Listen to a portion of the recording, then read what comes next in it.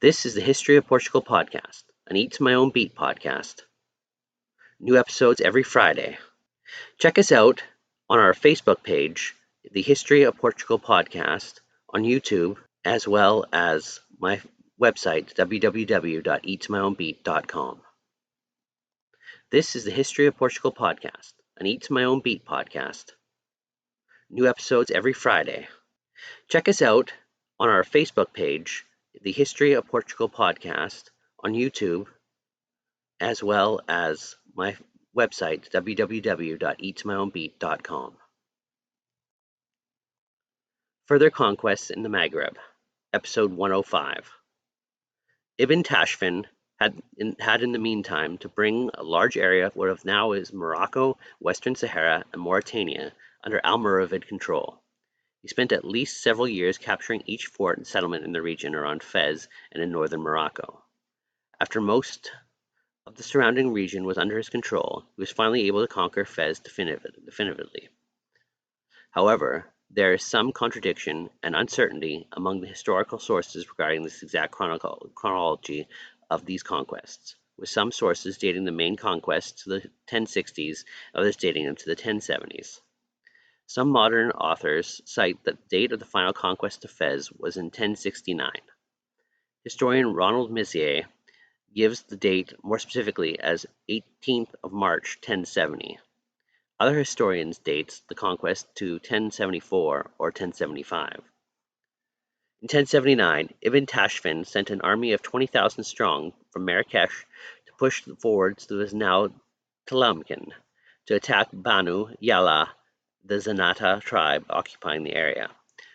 Led by Mazdali ibn Tilikan, the army defeated the Banu Yal in a battle near the valley of Mullah River and executed their commander, Mali ibn Yala, the son of Tilikan's ruler. However, Ibn Tilikan did not push the Tilikan right away, as the city of Ouida, occupied by Banzi Inzabin, was too strong to capture. Instead, Ibn Tashfin himself returned with an army in 1081 that captured Ouija and the conquered Tlemcen, massacring the Maghreb forces there and their leader Al-Abbas ibn Bakhti al-Maghrabi. He pressed on, and by 1082 he captured Algiers. Ibn Tashfin subsequently treated Tlemcen as his eastern base. At this time, the city consisted of an older settlement called Agadir, but Ibn Tashfin founded a new city next to it called Tankart, which later merged with Agadir in the Almohad period to become the present city. The Almoravids subsequently clashed with Hammamids to the east multiple times, but they did not make a sustained effort to conquer the central Maghreb and instead focused their efforts on other fronts. Eventually, in 1104, they signed a peace treaty with the Hammamids. Algiers became their easternmost outpost. By 1080, local Muslim rulers Al-Andalus, the Iberian Peninsula, were requesting Ibn Tashfin's help against the encroaching Christian kingdoms to the north. Ibn Tashfin made the capture of Ceuta his primary objective before making any attempt to intervene there. Ceuta controlled the Zenata forces, under the command of Dia al-Dala Yahya, and the last major city of the eastern side of the Strait of Gibraltar that still held up against him. In return for a promise to help him, Ibn Tashfin demanded that Al-Mu'tatab ibn Abad, the ruler of Seville, provided assistance in besieging the city. Al-Mu'tatab obliged and sent a fleet blockaded the city by sea, while Ibn Tashfin's son Tamin led the siege by land. The city finally surrendered in June or July of 1083 or in August 1084. Ibn Tashfin also made efforts to organize the new Almoravid realm. Under his rule, the Western Maghreb was divided into well-defined administrative provinces for the first time. Prior to this, it had been mostly tribal territory. A developing central government was established in Marrakesh, while the entrusted key provinces to important allies and relatives.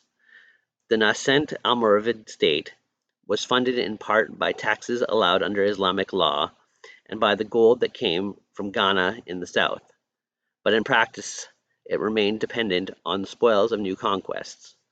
The majority of Almoravid army continued to compose Sanjah recruits, but Ibn Tashfin also began recruiting slaves from a personal guard, his Hashimim, including 5,000 black soldiers, Abid, and 500 white soldiers, Ulij, likely European origin.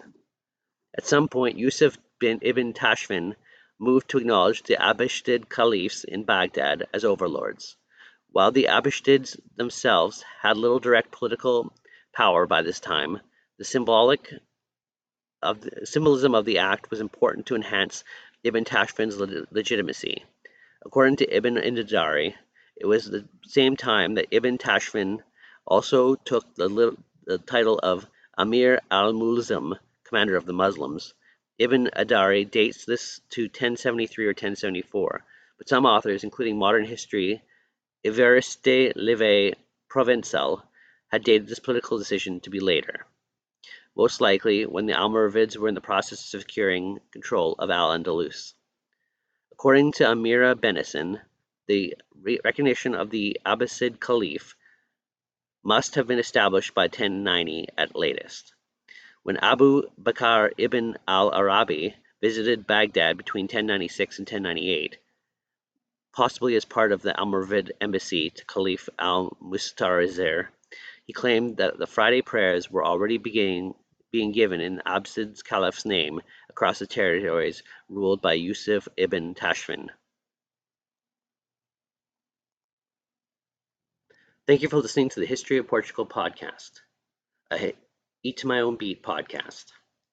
New episodes every Friday. Get more information on the History of Portugal podcast on Facebook, YouTube, or wherever you get your podcasts.